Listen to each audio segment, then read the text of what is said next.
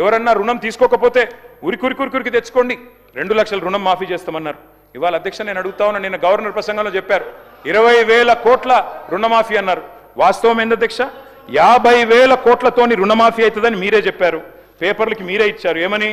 50,000 కోట్లు ఉంటేనే రుణమాఫీ సంపూర్ణంగా అవుతుందని. ఇవాళ ముఖ్యమంత్రి గారిని, గౌరవ ప్రభుత్వాన్ని నేను అడుగుతా ఉన్నా అధ్యక్ష, ఏ ఒక్క గ్రామంలోనన్నా ఈ రోజు వరకు ఈ రాష్ట్రంలో రుణమాఫీ జరిగింది అని మీరు రుజువు చేయగలిగితే అదే గ్రామంలో నేను నా రాజీనామా పత్రం ఇచ్చిపోతా, లేకపోతే మీరు రాజీనామా చేస్తారా అని నేను అడుగుతా ఉన్నా అధ్యక్ష. ఏ ఒక్క గ్రామం అయినా సరే అధ్యక్ష, అది కొండారెడ్డిపల్లినా, కొడంగల, మంతినియా, ఎక్కడైనా సరే అధ్యక్ష, మేము సిద్ధంగా ఉన్నాం అధ్యక్ష. అధ్యక్ష ఇవాళ ఎక్కడో యనుముల వారి పాలనలో ఎరువులు దిక్కులేవు అధ్యక్ష. వారికి బఫర్ జోన్ల మీద ఉన్న శ్రద్ధ బఫర్ స్టాక్ మీద లేదు అధ్యక్ష, ఎరువుల బఫర్ స్టాక్ల మీద ఈ పరిస్థితి వచ్చింది అధ్యక్ష. ఈరోజు రాష్ట్రంలో రైతు బంధు రాక రైతులు ఇవాళ ఈరోజు ఏం డేట్ అధ్యక్ష? ఈరోజు మార్చి 17. ఎప్పుడు వేస్తారు అధ్యక్ష నాట్లు? డిసెంబర్లో వేస్తారు. ఇంకో 10-15 రోజుల్లో కోతకు వస్తుంది అధ్యక్ష.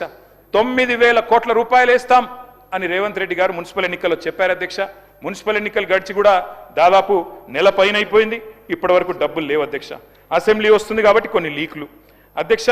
నేను ఇంకొక మాట అడుగుతా ఉన్నా అధ్యక్ష, ఇవాళ మీరు మాట్లాడితే ఎంత అపసవ్యపు మాటలంటే అధ్యక్ష, కాళేశ్వరాన్ని కూలేశ్వరం పదే పదే పదే పదే అధ్యక్ష. I'm quoting economic survey of government of India, మొన్న వారు చెప్పింది అధ్యక్ష, productivity gains in Telangana, the cultivated area which stood at 1.31 crore acres in 2014 increased to 2.2 crore acres by financial year 23 due to major flagship projects such as the Kaleshwaram lift irrigation project and Mission Kakatiya undertaken by government of Telangana.